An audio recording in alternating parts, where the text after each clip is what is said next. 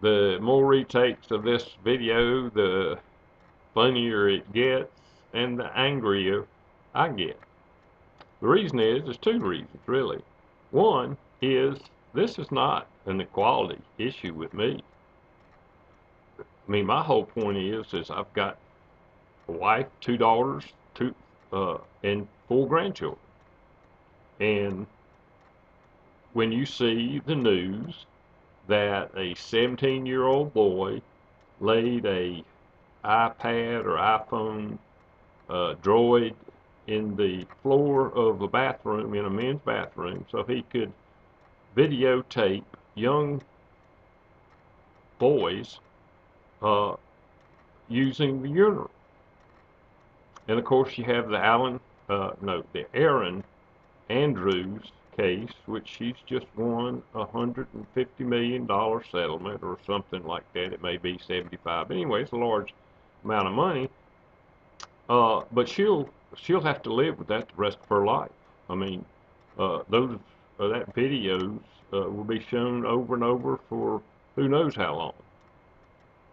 It'll come up, and maybe in this case, it may come up again to show the dangers of allowing various uh, sexual orientations to use various and sundry restrooms.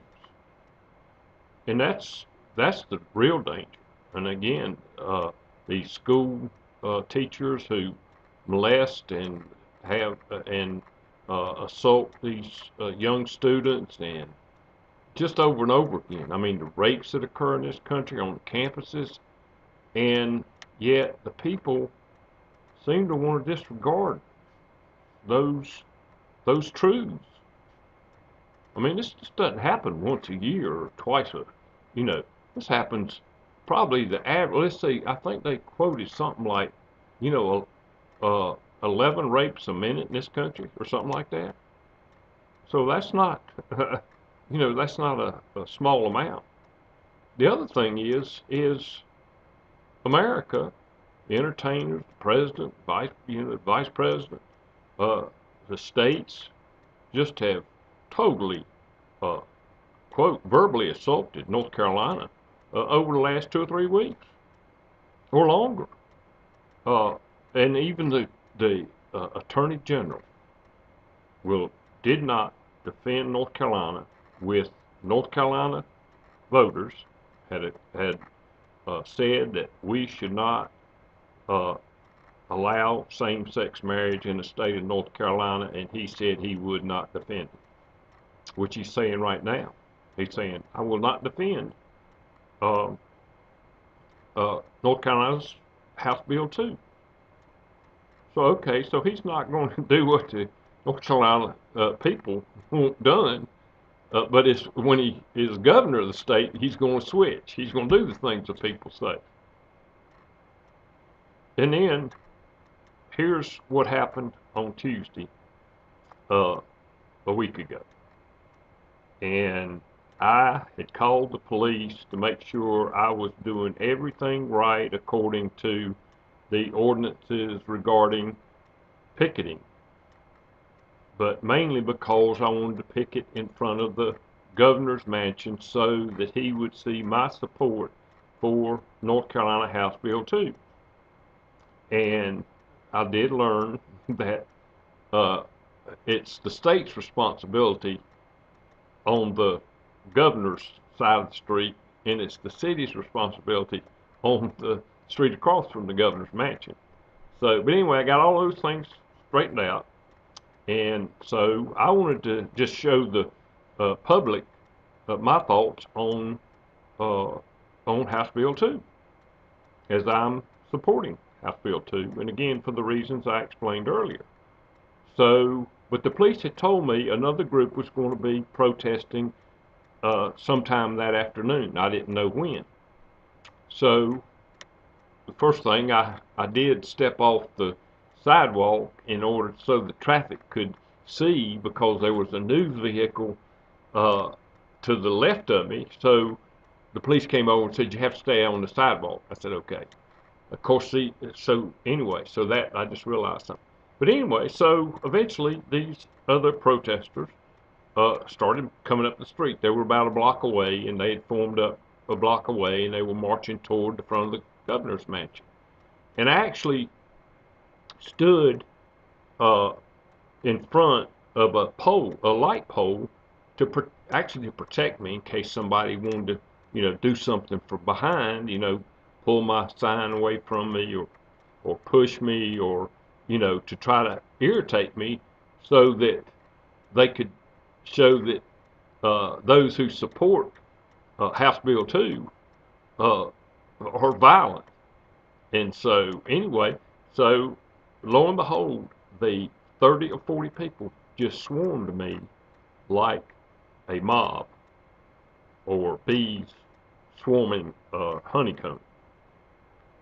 And they were all around me. I mean, it wasn't just like, except maybe 4 feet in front of me. But they were all people, and then of course the news came up, and there was everybody standing there.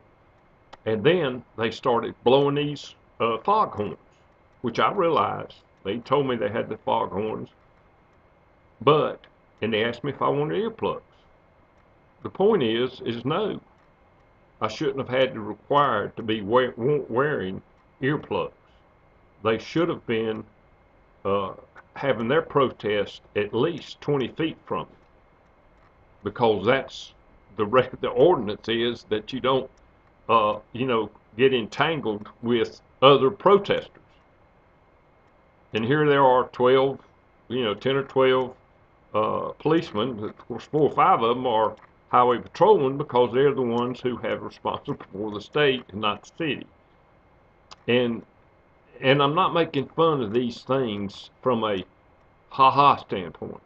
It's just curious, meaning that you got all these regulations and so forth and so on, but then when the other group who are against North Carolina law are allowed to, mob you and blow horns in your ears and make funny remarks and push against you and all these things, and the news is all around.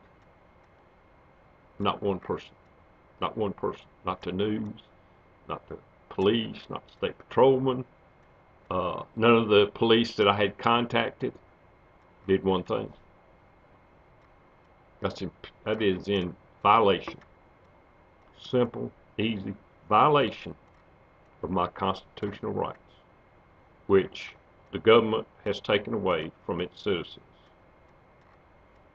because I was not allowed to speak freely, and I was not protected equally under the law. And there's probably a few more that go along with that in terms of state laws and ordinances and so forth and so on. And that's where this country has gotten to. And quite frankly, it's about 11 o'clock at night, and I was wanting to get this out in the public for the same reason that I stood in front of that light pole. Because I have a right, as far as I know, and I fought for that right. I fought for that right in Vietnam, came home, got the very same response then as I'm getting today in America.